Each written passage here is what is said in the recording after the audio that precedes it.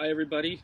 My name is Duane Rousselle, and I'm a cultural sociologist and clinical psychoanalyst, and I'll be joining the School of Advanced Studies in Tumen, I believe sometime in August, but I do hope to arrive a little bit earlier, and maybe I could meet some of you. The question that I often get asked is the following.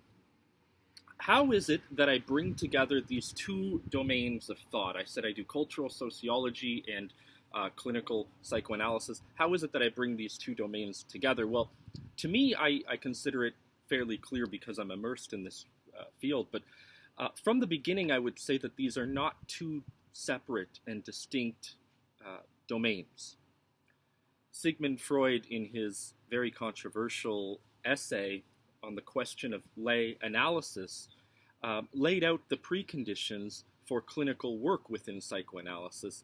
And one of the things he did, it might surprise you to learn, he defended psychoanalysis against the medical sciences, reasoning that training in medicine could impede or inhibit psychoanalytic formation.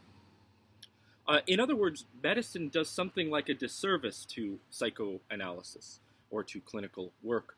Okay, so without getting into all of the various reasons that he provided for this claim, I just want to focus on this other type of training that Freud thought was nonetheless essential, and it has to do with culture. I quote him, "Analytic instruction would include branches of knowledge which are remote from medicine and which the doctor does not come across in his practice. The history of civilization, mythology, psychology of religion, and the science of literature." So he outlined these four fields of study. Other places in his text, he points at some others like art and so on.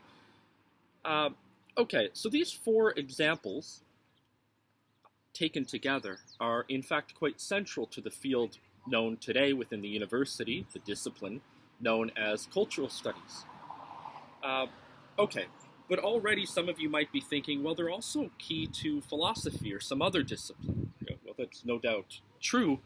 They're not central in quite the same way. In other words, if you take away these four domains within philosophy, philosophy can still do its business. It can still do the things that it does well. But we cannot say the same for cultural studies. If you remove these domains, cultural studies ceases to exist because these are the very central modes of inquiry within cultural studies, and indeed within psychoanalysis as a consequence. So in my classes and books, what I do is I tend to explore the diverse ways or modalities, if you like, in which culture, at every scale of analysis, organizes itself into social groups. What I want to do is I don't have a lot of time. I was told I have about 5 minutes. What I want to do is just give you a really quick example of the sort of analysis that we might do in cultural studies. In some of my previous work, I looked at the cultural study of addictions. Addictions, I think, signals something essential that's happening, not only at the level of the individual. The individual is somehow more of a symptomatic response to what's actually happening at the wider level of culture or the society. One of the things I claimed, and I'm not sure I fully agree with it, but I do think it points at something important, is that addictions is perhaps what is most central or most American to America. But what does addictions say? When I use that phrase, it strikes me because the idea of addiction saying something is already ironic. I'll get to that in just a moment. But addictions basically says, I suffer from my enjoyment. It's not exactly the sort of suffering that we might think of when we think of suffering. 50 years ago in the United States, for example, people used to come to the clinic claiming they were suffering from some sort of an obstacle to their enjoyment, from not having access to their enjoyment, and so on. But here, there's some sort of a shift in the history of civilization, which brings us to a point where at least within America, we claim that the suffering is at the level of enjoyment itself. I don't think it's quite the same thing happening in Russia, but this is something we could discuss in some of our classes together. I want to quote a joke from a Canadian comedian named Norm MacDonald. I'm quoting him now. "My buddy Richie has a disease, but it's an interesting disease, alcoholism, which is a type of addiction. And I'm the kind of guy who likes to look on the bright side of things. So I told him, hey, Richie, buddy, it's true that you have a disease, but I think you might have the best one." It's the end of the joke. Now, if you're laughing, which I don't think you are because it's hard to laugh in a university today, but if you're laughing from this, don't feel guilty because the joke makes clear the essential truth of the type of suffering which would otherwise be obscured.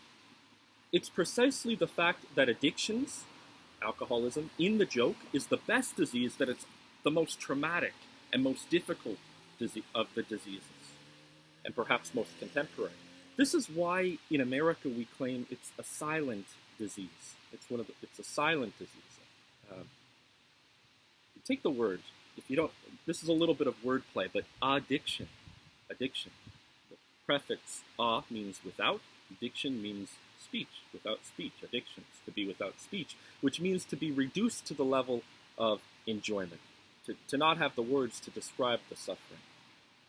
My contention is that this type of enjoyment, this type perhaps of trauma, is at the center of a great deal of suffering that we're facing culturally today within the American continent. I think I'm out of words now, so I think I'll stop here. I very much look forward to meeting many of you in the coming months, and I hope you think about taking cultural studies, because it's despite what people think, they tend to think that cultural studies is a place where you get to enjoy and talk about your hobbies and so on. I would claim precisely for this reason that cultural studies could be one of the few places today where you are permitted not to enjoy yourself. All right, be well.